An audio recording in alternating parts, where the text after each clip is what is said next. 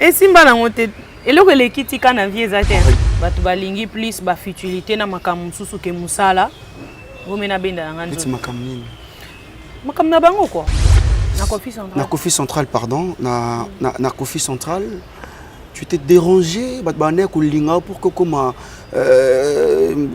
moi si ya mutu moko songolo pakala yango esalaka en fait cause au que non Rebecca au quitté Kofi Central. Nzambe moi batama viki moi batamuke Rebecca zokola neka munene ba monene kwa mukolo ba lukele ba problème. Les bonnes personnes qui m'ont... Parce que par exemple, quand tu vois Fally, il reflète le travail, il reflète la musique dans le vrai sens du mot. Pas un vieux comme Kofi qui me dit, ouais, pour faire un clip et tout, on s'écarte. C'est ça. Toza ba objet de plaisir te. Ok. So ki omeki oloba na mutu bongo yebiso, yo bandi musique lelo, banda kala. Baba mikona minope, ezalaka bongo. Ngana jour mususu na ke na parlement na chat ko na lali banda na C. Na tuna bon soki article ezake mwana batu soka yo sa musique il faut balala. Ceux qui va député va répondre que article ali article 8 numéro 15 Rebecca le rosa le robimate parce que yozo boya basalo wani no ya bosalanga parce que c'est pas normal ba comme ici ba chanteuse na ba danseuse ba objet de plaisir maman be au moins na teti ba kankanga ngai ba fina ngai o na teti na ke pas bino nyonso ce que non comme nani papier génie nani bino nyonso boye ba batache za na nzuto na ngaka Ochila biso banzembo to yemba to ko papola. Ngana oyemba o metam suyo ko yemba ngate. Ngana oyemba nzembo mso libanda tam suyo ko kati. Na oyemba mwa mubali tam suyo ko kati. Yo zo pesa ngana zo pesa te na zo pesa so za bolingo. Mais on a na travail mkie, ne vezate talande ba mama na biso mbila bena ba tchala mona bando yemba. Mais talelo, et comme non ka buzoba, tant ya travail mkie, au moins avec chanteuse ko souffle n'écoute ebi ko ne ba travail à kango te. Mais on a bien chanter. Comment on a thème signé le cœur?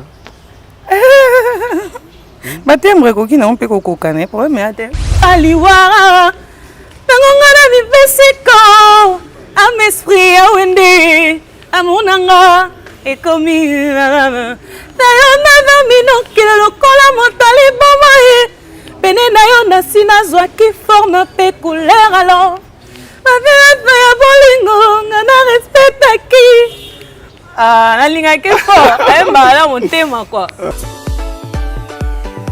maison Stelman vous propose des prestations de qualité pour vos gâteaux de mariage, anniversaire ou autres événements. La maison Stelman vous propose aussi des gâteaux personnalisés pour vos anniversaires ou autres. Contactez-nous au 06 63 30 36 83 ou encore au 07 81 83 15 74. Vous pouvez aussi nous contacter sur la page Facebook Hostelmac.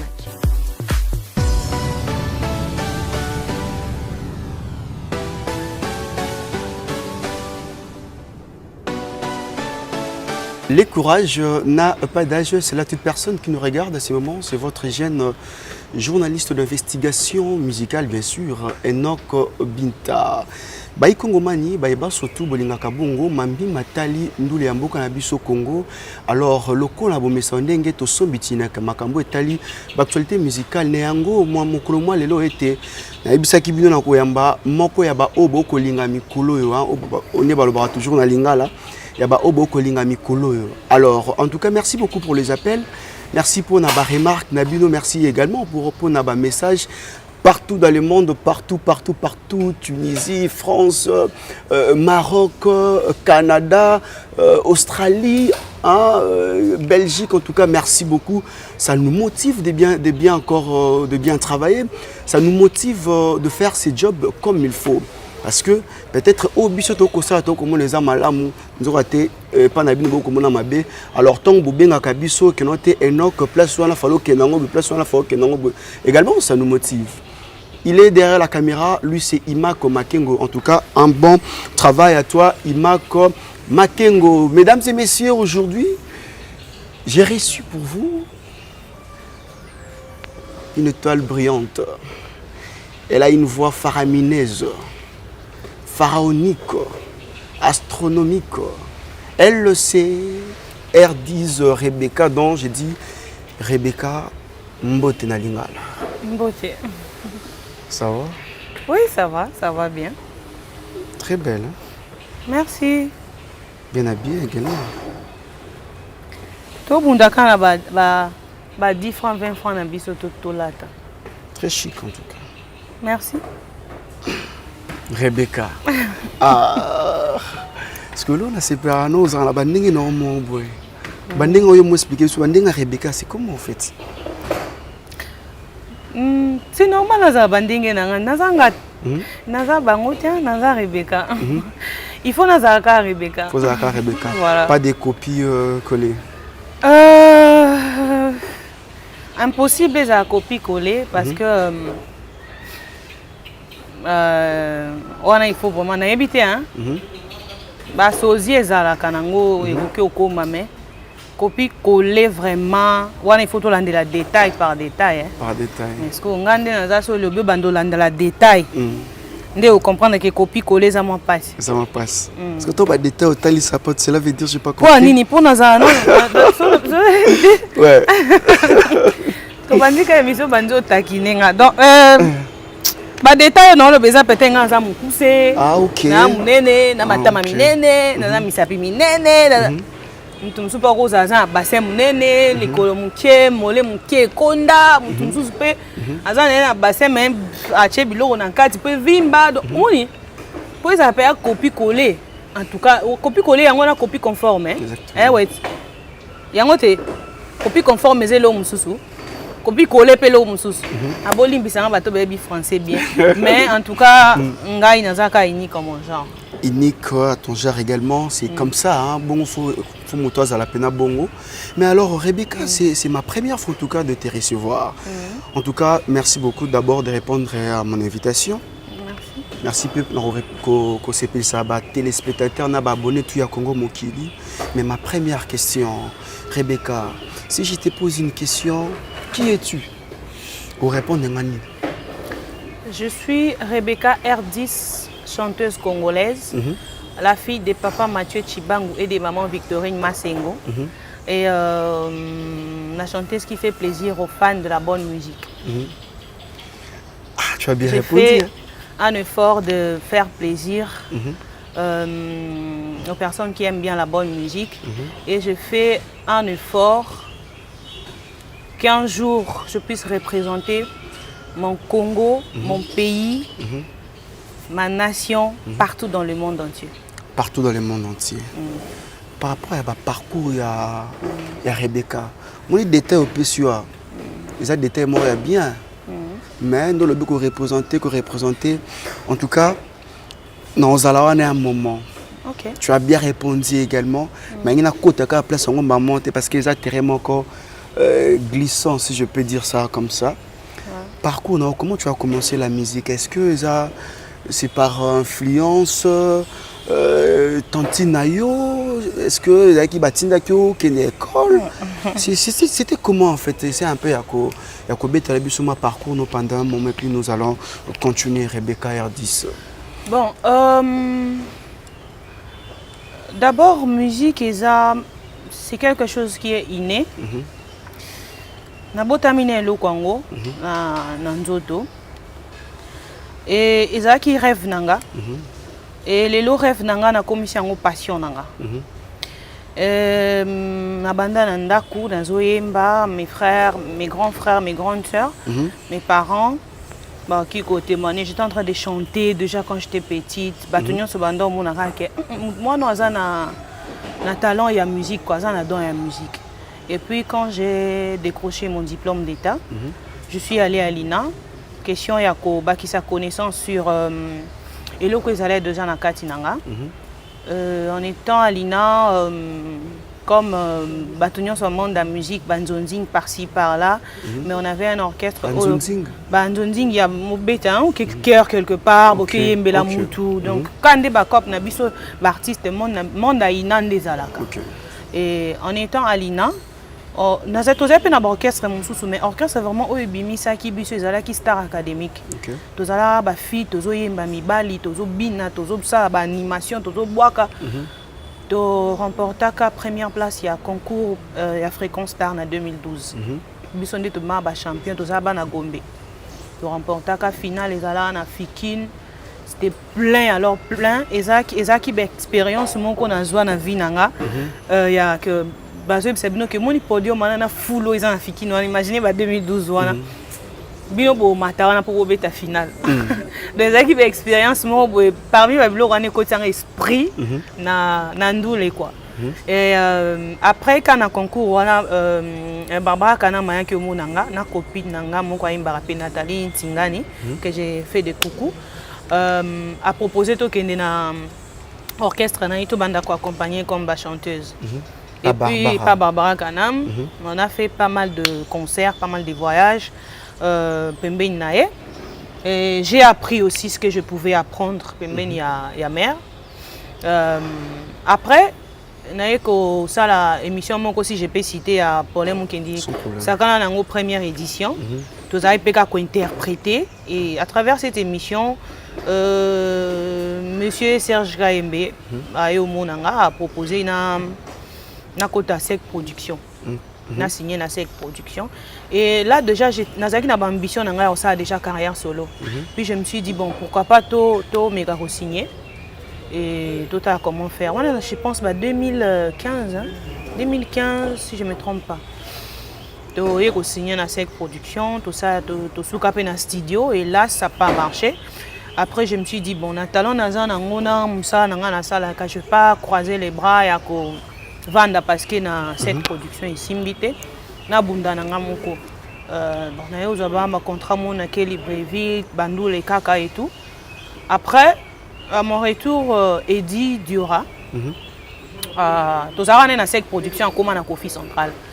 En tout cas, total ba photo, ba vidéo, ça va. Via CP nao, Foya, nani Kofi Central. Via wana ce qui. Monsieur Kofi Olomide. Voilà. Après bon, nous quand ils allaient, quand ils sont na koli na kuti musique ya na ko benge papa, na kuti musique à papa Kofi na koli na kuti ba ya ba bina ngo et tout.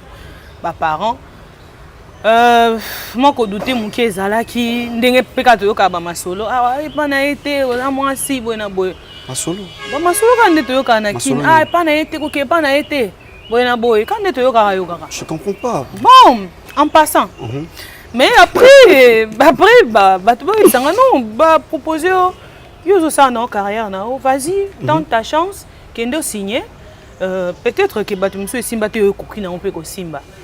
Je suis allée avec mon conseiller juridique, j'ai signé protocole d'accord moi 2 ans pour un label et au début c'était bien, tout ça lipe bandiem bon studio, il nous assistait aussi.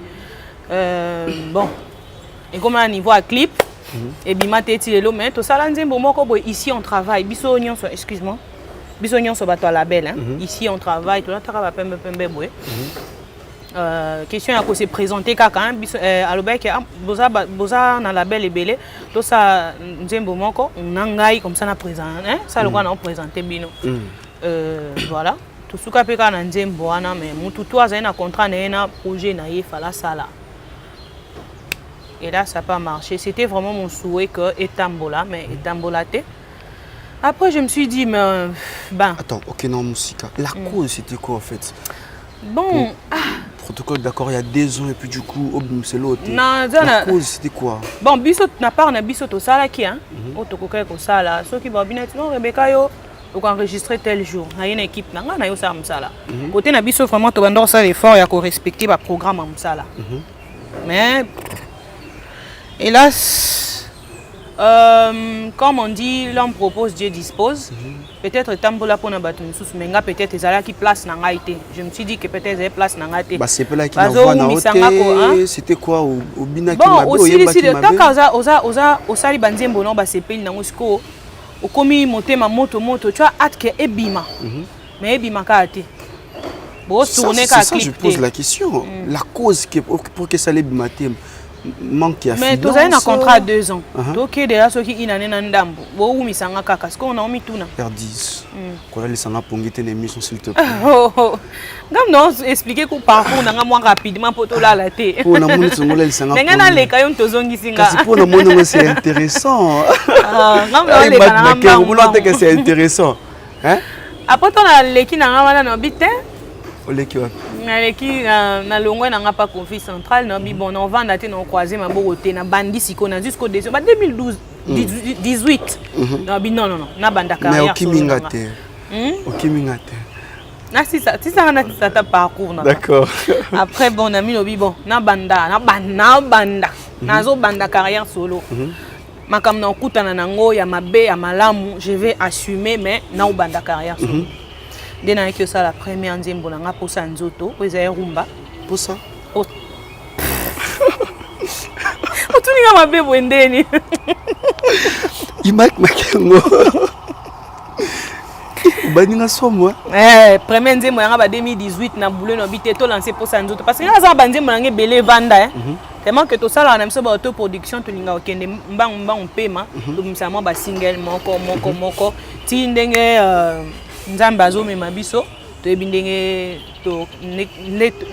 toyebi place toza même place tokende nzambe nde moto ayebi donc voilà c'est un peu ça na bimisi na nga nzembo liboso posa nzoto ezalaki coup de baptême na ngai ezalaki première expérience na ngai ya que nazosala en même temps production en même temps naza sous chanteuse donc nazo évoluer nayebi te nakoloba na double to triple casquette eza ba expérience mon on en vivre-t-il elo yango nazo apprendre et belé voilà après na yo ça mi balé pendant pandémie ya Covid na yo ça nzembo moko ya maman na rendre hommage na ba maman nyonso ya monde et après je me suis dit bon na bandé na rumba na makosa bat ba mais ozo musique talaka lelo eza boy peut-être ba kanisa na Rebecca asuka na style moko boya musique non yango na kisiko na bazua na sali afrobeat et lelo na sali pema na mwinda ba projet za ebele zoya to bimsa moko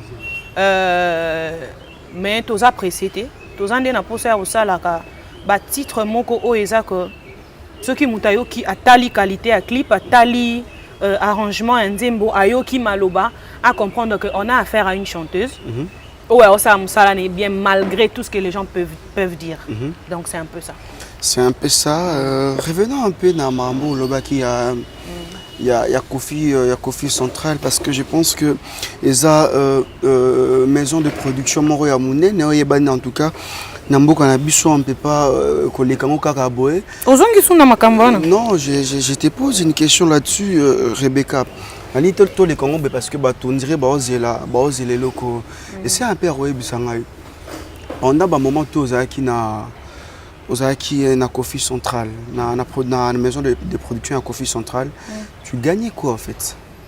Bon, tout signé qui contrat avec ceux qui n'est bango nazo sa baoza studio to sala kuna baoza clip baoza nyonso ceux qui to comme te kanzembo bimit après to kabolinde zalat mais zo zui artiste pas zui mais to comme na niveau anate donc to fuka na Je pense que tu caches une chose, tu ne veux pas dire ça à la télévision, mais peut-être il y a des gens qui peuvent comprendre, mais pas comprendre les bowling, parce que moi en tout cas, dans le beloté, pas le beloté. Et si on a monté, et là les kiti quand on vient en regardant ta beauté, en regardant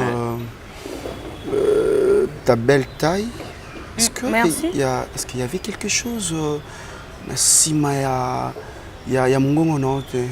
Non. Pour que qui m'essaye parce que nous les manazam toi dans un esprit mais qu'au katango karabo est-ce qu'il y avait quelque chose oui ça là que non yo personnellement au CP en angote non juste car moi ni so ba négliger boulot na o les autres monter na boulot na que bima mais bon peut-être ba tala qu'il y a encore plus important à faire et béga zelana no moni a moi et les mbisaka et puis ozo respecter batant no ya musala ba jour na yo bazo peso zo ya réunion ozo ya nyonso zo ya mais tant ozo mona que batu balingi plus ba futilité na makamu susu ke musala ngomena benda nga nzo makamu na bango quoi ndeti nini makamu ze belle bon nga na lo baka na part na nga ouais question na part na yo makamu oyo constater qui en fait négligence nga ndo tenir na makam nanga ko taka na cha nzembo na kati ya Kofi Central na cha nzembo o nzembo ali boso oyo na meka pe kokoma na viba o bon na chaka kuna libala titre na libala moi c'est Hitler et tikala pe bon voilà moi les cambo parce que quand tu dis makambo donc c'est au pluriel en fait Banda négligé. Et on a longwa na. Très cher abonné de Congo Mokili. En tout cas, il faut comprendre Rebecca R10. C'est comme si elle a peur. Tu as peur?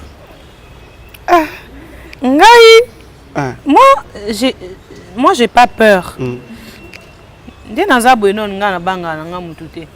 Na banga ka nzambe ba parents na respecta bango. Et puis na respecta pe muto a respecta nga. Ceux qui na bonga moi imakalina na bonga moi. Nga pe na respecter o ti. Voilà. Pour respect et ça réciproque mais ko banga ndé na banga na nga mututé. Donc voilà, c'est un peu ça. Na lo bananga ka vérité. Mais ko banga penza longola nga na makambo na nga banga na nga mututé. Na respectera ndé bat côté respect ndé nga penza ndé côté respect. Yo penza sans problème. Mais alors Rebecca, avant ya ko tant na affiché dans statut na ngai, ya WhatsApp na ba page na nga tout. Il y avait deux questions. Oui, là qui bat poser nga. Mais quand on connaît cette vérité, il y a une personne qui m'a appelé, cette dame-là, Rebecca R10, n'a bien. Dans le sens que n'a parcours, n'a puis n'a naïe. Et donc, jour, ça, une émission, ce coup, des qui direct, il fallait chatter téléphone pour qu'elle n'a benga. Pourquoi bomba la vérité? On m'a dit que non. Au Kimaka, bah, et l'eau mort dans quartier latin. Na Kofi Central, pardon. Na Kofi Central. Tu t'es dérangé, pour que comme moi si à mutumo ko songolo pakala yango esalaka en fait cause au que non Rebecca au quitté Kofi Central. Le ban en vérité s'il te plaît. Ingénieur Missi. Ozo kamakamba. Papa Mike Makengo ozo makambo. Nzambe mwana batama viki mwana batamuke Rebecca zokola neka munene ba mone le kwa mukolo ba lukele ba problème.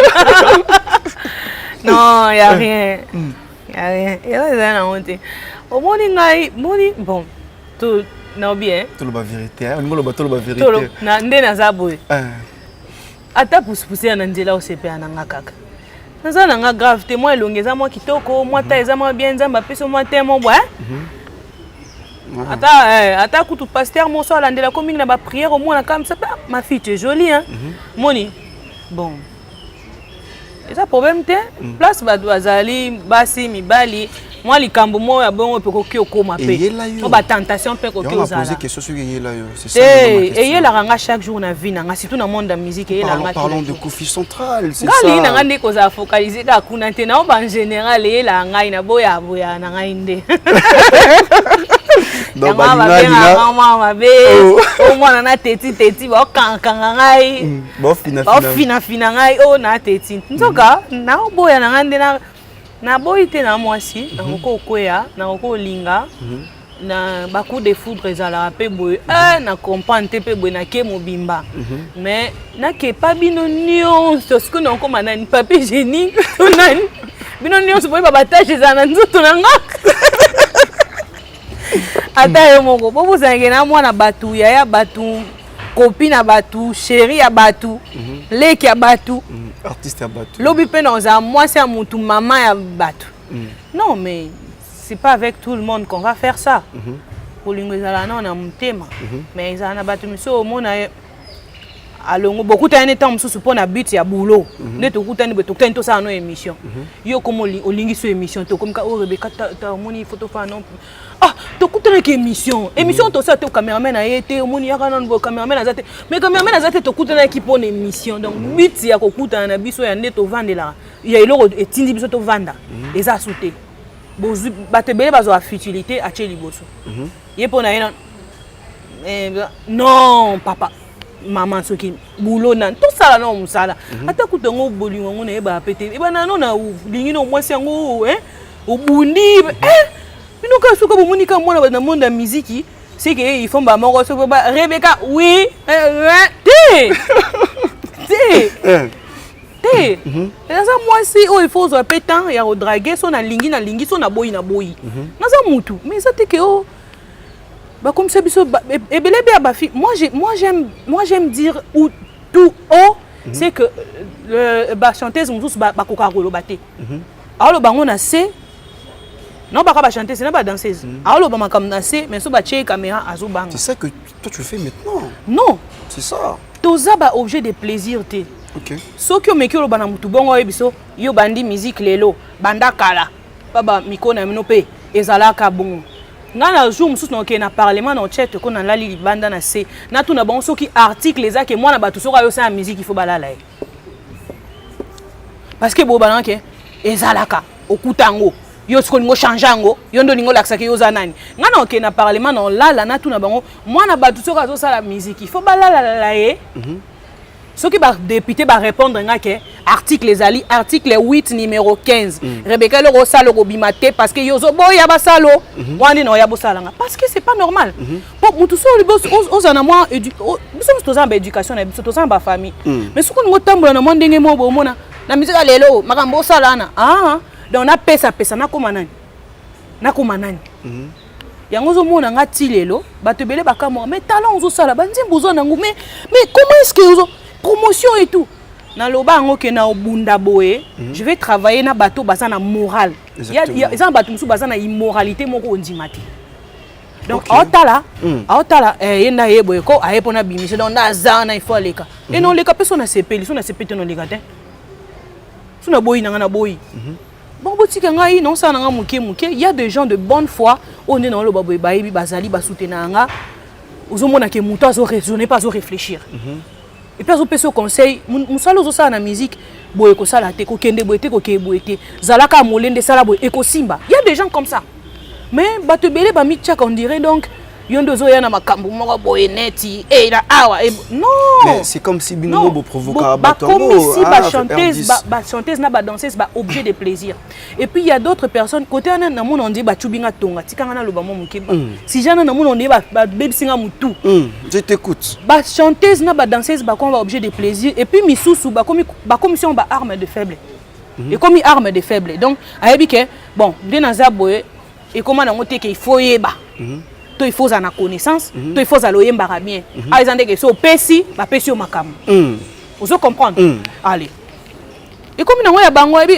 ngakuna na poème tena na nzoto na ngaso na pesi c'est bon ko travail za souté bali ba comme mona ba nyoso ndenge mona ka ba chanteuse ba bima attention yana ba chanteuse na ba chanteuse o tshila biso ba nzembo to yemba to ko papola ngana oyemba o metam su yoko ko yemba ngate ngana oyemba nzembo mso libanda tom su yoko kate na oyemba mwa mobali tom su yoko kate ba mélange wana nyonso ekoma po anini biso tundemo nte yozo pesa ngana zo pesa te na zo pesa so za bolingo mais ozana na travail mkie ozomona biloko bongo tozo longola ngo tozo kikana ba fertilité mo ezanga tina ba chanteuse bozo attend travailler ba souffleter bozo attend travailler ba voix te to comme ne biso ka boye relève ezate talande ba mama na biso mbila bena ba tchala mona bando yemba mais talelo et comme donc ka buzoba temps ya travail mkie au moins avec chanteuse ko souffle ne kuta ebi ko nde ba travailler kango te mais azomi benga chanteuse omona ba biloko bongo sikoyo soki o meko lo botambo na ndenge na yo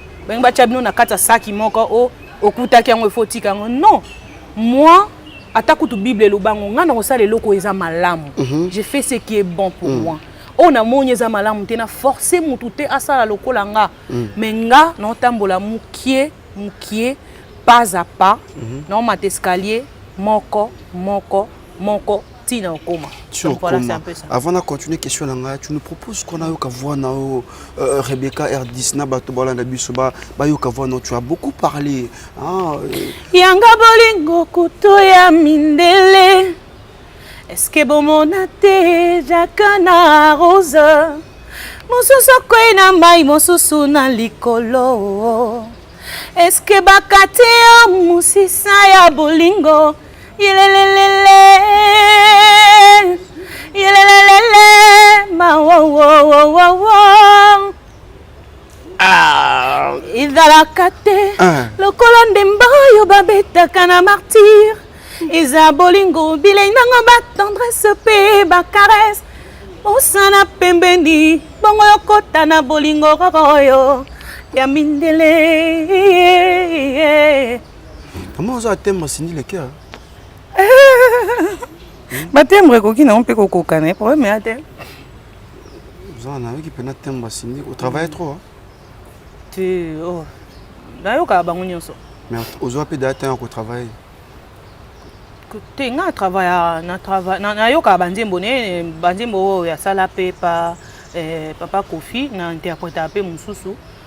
Voilà, batembre koki na mpe kokokana toza. Comment nzembo na moko o interpréter déjà. Ou interpréter et pas Kofi hein. Yaye oyo o interpréter. Absamour, Absabamba mon caramel, Absana il existe. Ma fleur est comme toi, celle qui germe dans mon cœur, rose et blanche, bleu lumière. Oh là là, fais-moi câlin, fais-moi verser. Oh, fais-moi tendresse, Absana. Na na na na na na. Absana, mon credo, c'est toi. Mon univers d'amour, c'est ma peau des vêtements pour habiller que la soie de ta peau. Ma guitare est à chanter. Oh là là là là. Est-ce que vous pouvez applaudir à la maison, mesdames et messieurs? Son amour rêvé. Oh là là.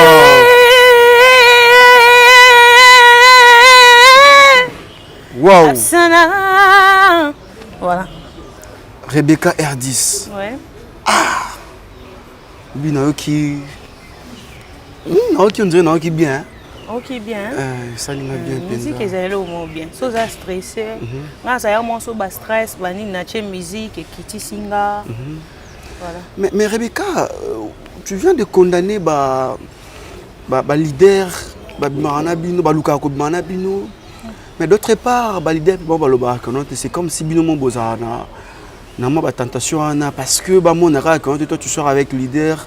Est-ce que c'est vrai ou c'est toujours eux qui commence? Na condamné bangote parce que bato musupe bako banda bongo bako na bolingo. OK. Na lobi ndeke ekoma eza la conditionné te. Ndenge bango basalaka. Que pona eloko boye il faut. Mais nga na condamné mutu te. Nga naza na nzambe te pona ya ko condamner. Naza soki juge te pona ya ko condamner bato to na sala ni. Mais na pesi avis nanga par rapport à makambo wana. Que bato ebele bakomisa ngo on dirait mot de passe pour les cas. De côté nga naza.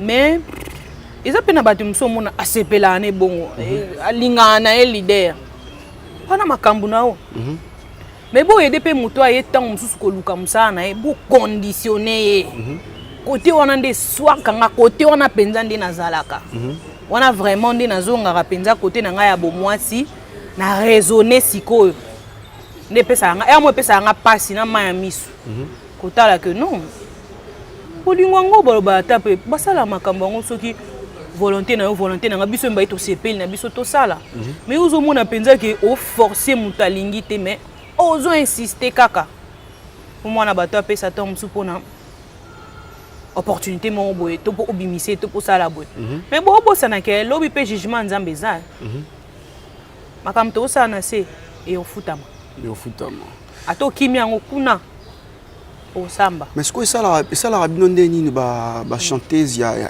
Congo tant bon mon ba Fally Ipupa ba Koffi Olomide ba privilégié on dirait ba étranger par rapport à Yabino botala makamwana na regard ni en fait ça vous choque ou soit et ça la rabino ndeni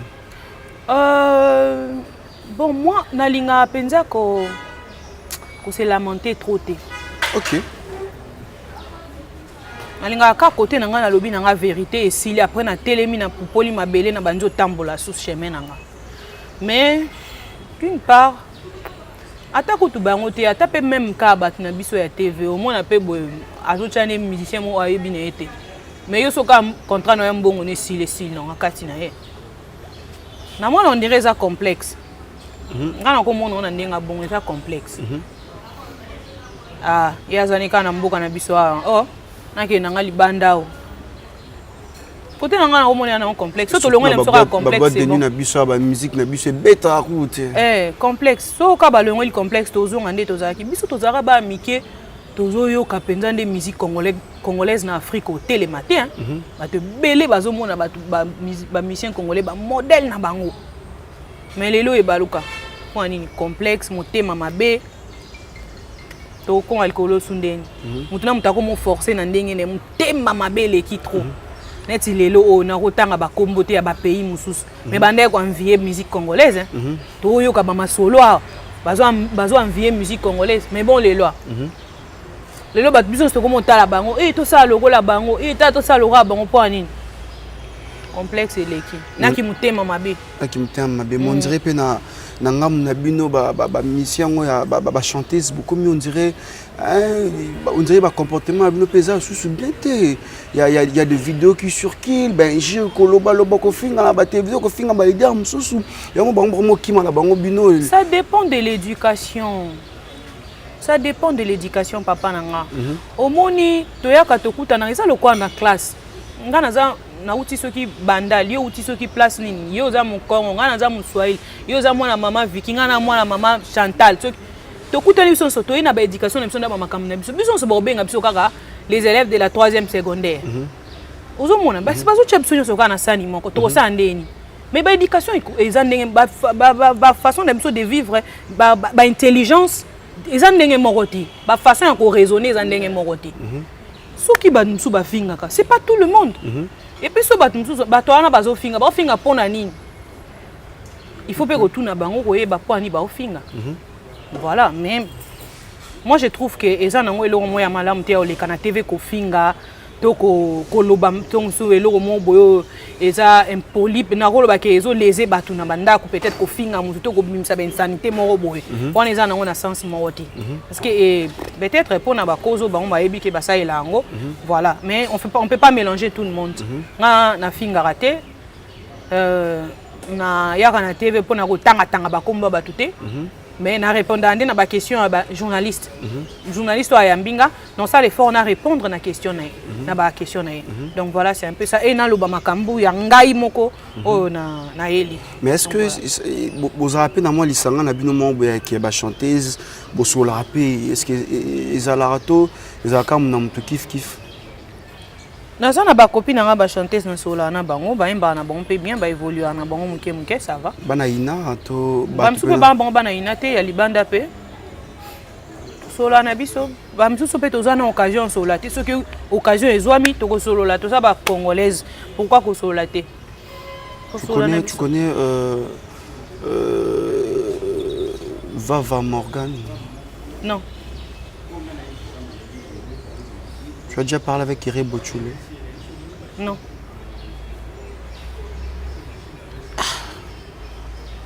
Douleur. Le barangota est sobé. Bobé tara musique. Oh.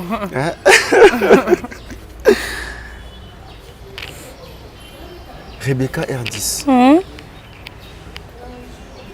Mais il y a quand même ma collègue non sous ba neti ba rebo. Assalam ça est bien. OK. Assalam ça est bien. Coup de chapeau. Parce que tant que yo mona muta sala musala bien. Pas na yo le blako ni par rapport ya bino ba chanteuse ya mboka. Ya ko tombo le kuma Congo bravo et tombo masusu. Alors il y a une vidéo qui circule sur la toile de l'internet. Il y a une chanteuse. Je vais demander à Imak, Acha, Eleman et puis nous allons nous retrouver juste après ceci. Les bonnes personnes qui m'ont... Parce que par exemple, quand tu vois Fally, il reflète le travail, il reflète la musique dans le vrai sens du mot. Pas un vieux comme Kofi qui me dit, ouais, pour faire un clip et tout, on se capte. Donc, avant tout ça, la clip. Alors, R10, tu viens de suivre cette vidéo. Ouais. Comment on a... C'est pas dire comportement, acte, soit vidéo ya bongo, chanteuse ya mboka na biso, Koloba bongo est pas leader au Azali. Très connu. Aza chanteuse à Congo? Ouais, c'est Vava. OK. Comment on a acte ya bongo, ça te dit quoi? yango nazongi lelo na ina loba que ba Mon tana ndenge na ye peut-être ye mo ayebi pour na nini alobi bongo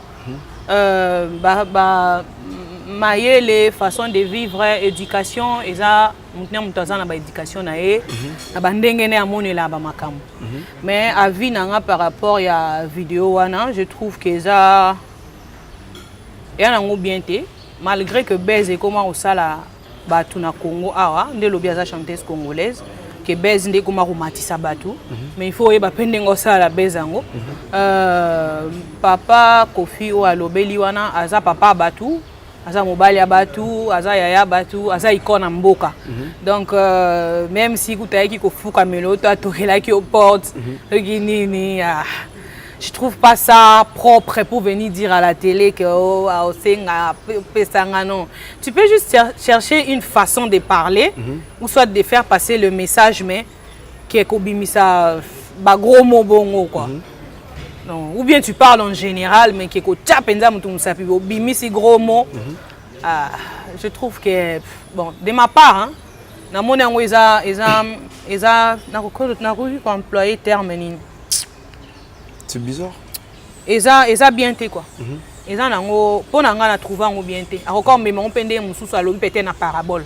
Parce que là non c'est pas normal que mam tout monde na Kofi centrale mais regardez toujours ban nao. Oh. Regardez ka ban nao là c'est pas nous ce qu'on voit là.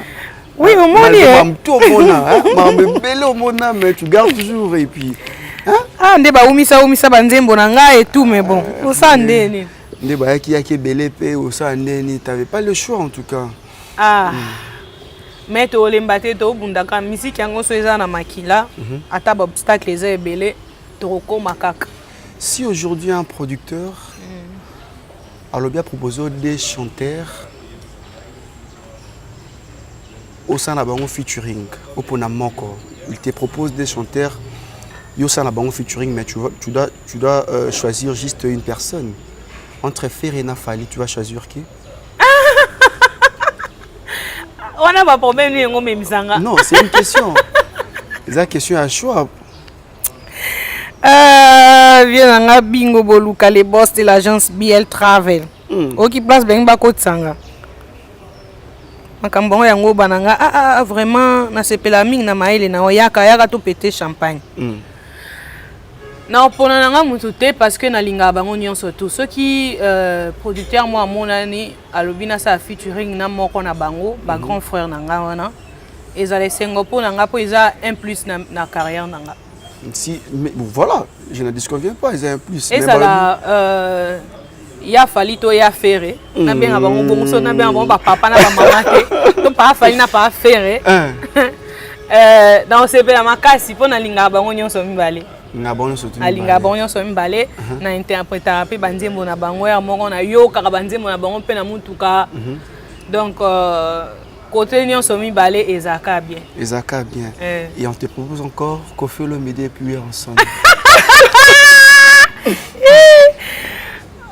Pas Kofi Kudato mbane na excuse-moi na ici on travaille tout ça la clip papa Simbi moi na nzoto ensemble c'était la famille hein. Papa Rapa. Oh, babé bon. Papa Rapa. Et oui, qui bon mi balé vraiment. Et c'est ton baba bandi musique na botamaki. Pendant mon corps. Te bango tout non c'est pelara makasi. C'est pelara makasi. Chala mwana mbiabe. Wana bango nyonso ba mère. Non c'est pelaka makasi. Nous le no kenango bo, ndo kenango bien te. Amponate bango tout surtout ba mère wana ndekutu ndekutu côté na miso penza ba maman nde to tikali na bango wana ils ont bien foré za la mère mbida belle to mère chala ils ont laissé ngo punanga ils ont laissé ngo Tatiana Cruz na Claudia Bakissa on a pona moko on koto me manga penza ndambe na Kofi omoni bino ata mutaboyi ne polémique ti ko teka nelo moka boy po tonga na loba tombi no boke chango kuna boyo kata on place mo ba ko bobi o na boyi mutu bon bango mibale bayemba bien mais na minute onde na posa ya carrière na ngai nanu nde na début boye na pona nga mutu te Rebecca R10 na pona nga mutu te non c'est pas la côté TDS non mais nous les mon ni lesi pétage ah mutu te bango bazela na muke plus ba mama na biso na nde kitoko makasi mais so que producteur insisté kaka ye moko apona kasi apona ye moko apona kaka oyo tcha na mais bon yo zono d'accord mais yo préféré ka producteur ye moko apona bon na minute obo so que insisté problème ezate mais de le début on bando tout na makambo opona na baki eloko yo ko bakisela nga un plus na carrière na nga to ta petit o ta pe o le to sala bon to sala rara so producteur alingi mais pour le moment net na boye na opona nga mutu te opona mutu te bon on dit nanda ko keso ba yo kangote ba problème ozana sindi le cœur ici là non ça quand la tête nous a un problème de toutes nos questions nous a un problème ici là tu es à la tête nous a un problème na été na bandeli ba problème ozana sindi le cœur ici là to wana fona répondre ba bayokate le baka na lo babuna c'est nous a un problème na été vous avez un problème na été mesdames et messieurs, ah là là là là, Rebecca R10, to comme bongo nasuka ya tekenabiso ya mokolo moi lelo Rebecca. Alors évolution ya pe mazo kenene na monde déjà 52 000 vies, ça va quand même hein. Ouais, et ça arrêta qui coûte parce que te quoi qui n'a pas de difficulté moro boita la rara. Tant dans un que je suis en train de d'évoluer avec plusieurs casquettes quoi. Ngamoro chanteuse Koto meka autoproduction, Koto meka Olandela Boé, ensemble avec mon équipe, on fait un effort de reprendre la promotion et aussi bientôt on a lancé un clip il y a Zouk parce que pe malabimsa on a Zouk moi comme na salle non clip té Mwinda et aussi il y a un projet que je suis en train de faire avec Joe Zuka, un chanteur congolais qui évolue à Lubumbashi. Studio PD Silaki, bientôt tu as un clip nango pour te lancer. Le projet est belé, Bandim boya bien est belé, mais on fait un effort il y a kende malembe pour nous ça lango bien quoi. Pour se faire bolandi ango, bo sepe là quoi. Toujours se préparer tout bande de la promotion. Mouki ensemble avec mon équipe, dès qu'on a que nazo évolué dans le monde de la musique, on a des casquettes et belé. Donc maintenant l'acheter. On est là tant qu'il y a la vie, il y a l'espoir et tant ma casse est dans nzoto bunda. Na ebi baloba que ce pozo ermo pauvre comme aranator hein. Aux arabes pauvres pour aniti okufi. Aux olingo bunda te pour nous ma casse nzoto. Donc on n'a pas le choix, on fait un effort de reprendre tout. Et ici même là où on est dans un espace le barbecue, en face il y a restaurant le barbecue, en face il y a maison communale à Gombe. C'est ici que je vais commencer à répéter. Déjà c'est vendredi le 9, répétition live awa, on a invité ba fan, il y a bonne musique. Ba ya batonda a piscine ba seza ofele awa. Boya boya belé, boya boyoka Rebecca R10 en live. Je veux vraiment que décembre on a la plus proche il y a public nanga plus proche ya bato balinga Rebecca R10 na ba répétition live, on peut le faire ici ou ailleurs. Mais Bobanda vous allez toujours bien informé sur ma page Facebook Rebecca R10 officiel, Instagram Rebecca R10 officiel, na ba réseaux sociaux surtout quoi, Rebecca R10 officiel partout. Et voilà quoi. Et là maintenant on a une chose préparée dans le studio. Dans le studio toza na ndembo mongo Mwinda, pe me bimena Mwinda, ils a Zouk, mais c'était pas clippé. Bientôt nazo si ça clip nango. Mais il y a un projet avec Joe Zuka. C'est un chanteur congolais qui évolue à Lubumbashi, mais maintenant là il est aussi à Kinshasa. On a déjà fini le studio et Tikalika ka to clippé quoi. On peut écouter même le refrain. Ozala kawapi depuis kala na vinanga haokoti motema nangai operisi Mwinda na molili ya vinanga. Non, aux années moi extrait mon cas mon pied. nzembo yango eza tellement bien. Peut-être que nazi tellement na yembi a cappella na zui na tonalité assez, mais eza penza eza bombe nzembo wana. Un chanteur et une chanteuse va collaborer et les gens vont comprendre. Les gens vont comprendre. Alors, tout comme la souka, message na souka, mais na souka na aussi na rara, hein. Où c'est la petite lo mobo, a été ferré, a été moyen na comprendre le lobby que nous tout interpréter bi ba mi ba. Gisèle pourquoi changer? Ezaleli la yo. Honorer nga d'espace moko mokende na yo.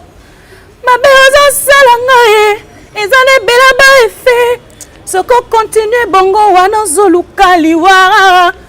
Tango nga na vivesiko. Am esprit ya wende. Amunanga ekomi na yo na minokile lokola motali boma ye. Pene na yo na sina zwaki forme pe couleur alors. Ma vie ya bolingo nga na respectaki. Ah, nalinga ke fort. Ayemba la motema quoi. Ah, ninga faire fort hein. Na sependo na ke makasi. Na yemi nzembo ne po bina yemba. Na fali po yemba na. Ah, nzemba fali o. Banzemba fali siko presque nyonso na linga ngo ndio yebisinga kabwe ebungi. Donc il faut na zo matin. On a pona.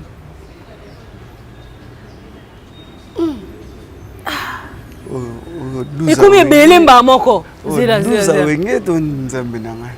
Di ndimo fali ona linga mingi una yoka ngo Attends, kala ça dérange pas. Isa sko ebele bo, moi quand tu sais ngabo, est-ce que comment il a ebele on mettait na mbani na lo vous aider nga pardon. Atali puta. Libute bana. Mama ya tuninga bana ndeni india. Pesa nga ide na ozo ngomba moko. Bon ata Anissa. Anissa Zali. Anissa Zali.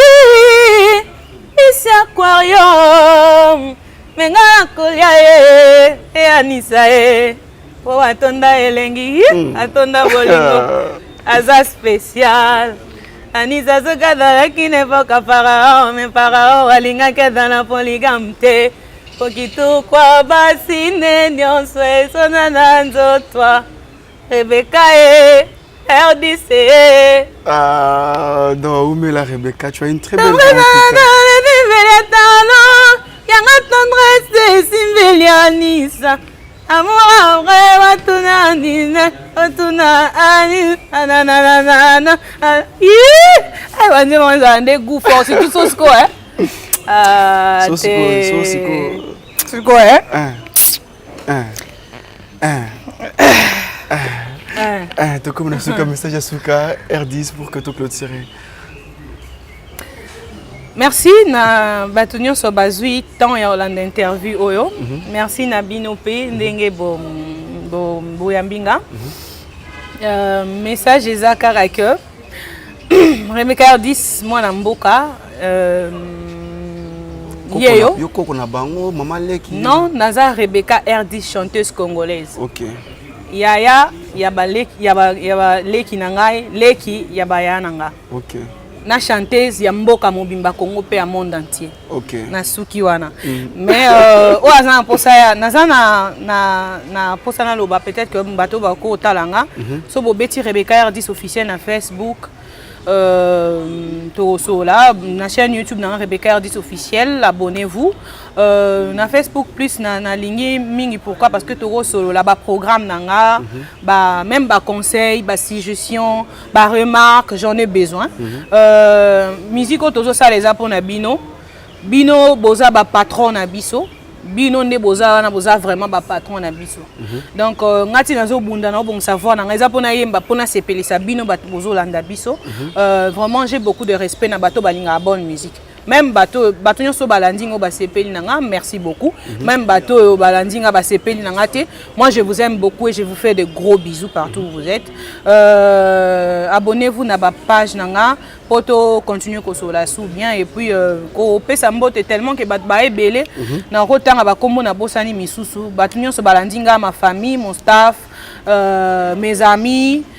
Orchestre nanga R10 nani groupe d'accompagnement nanga R10 musique na pesi bino nyonso ba gros bisous et rendez-vous le 9 na barbecue pour la première répétition, il y a ba série à répétition, il y a décembre on a proposé bino. Et voilà quoi, je sais, n'habite son dans le bassouni ni voir nangai travail nangai nazo préparer yango juste pour na recépel sabino pe ko tombola le kumuya mboka nanga Congo partout dans le monde. Merci beaucoup, mesdames et messieurs. C'était la R10 Rebecca. En tout cas, elle a répondu à toutes mes questions. Alors, il était derrière la caméra. Lui, c'est Imak Makengo. Hein. Ah, mais c'est bien. Il fait bien son travail. Mais moi, comment tout passe, mais il fait très bien son travail. Alors, quant à moi, j'ai dit un big up comme ça à toi depuis Paris. Maman Fatou Ilunga, la reine sociale. Hein, Maman Fatou, en tout cas, je te salue. Maître Tigre Makanda, le grand Mukomboso, le Poutine. L'homme des Satan, 2, 3, 4 réserves. En tout cas, merci beaucoup d'être là. Comme il faut. Depuis London, je vois comme ça. Sans coucou les nécessaires. Sans coucou les nécessaires. En tout cas, merci Ebele. Merci Ebele. Nanyo soto osala pona ngai. Enoch binte surtout na ba conseil. Moi, j'aime de conseils pour que na avancer. On est des jeunes. Surtout bano osala musala on se tourmo bunga. Ceux qui bino et ça la bien. Moi j'aime des conseils en tout cas. Il faut me prodiguer des conseils pour l'avancement. Il y a Moussa Langai pour que Ekende Liboso. Et pour finir, elle s'appelle Nadette Eboma Kumabolia. Hein? Nadette Eboma Kumabolia, la grande dame, une femme à la hauteur de l'astronomique. Big up à toi Nadette Eboma, clin d'œil à toi. Je te salue. Alors quant à moi, je vous dis une fois de plus encore, bye chez vous. La maison Stelmach vous propose des prestations de qualité pour vos gâteaux de mariage, anniversaire ou autres événements. La maison Stelmach vous propose aussi des gâteaux personnalisés pour vos anniversaires ou autres. Contactez-nous au 06 63 30 36 83 ou encore au 07 81 83 15 74. Vous pouvez aussi nous contacter sur la page Facebook Stelmach.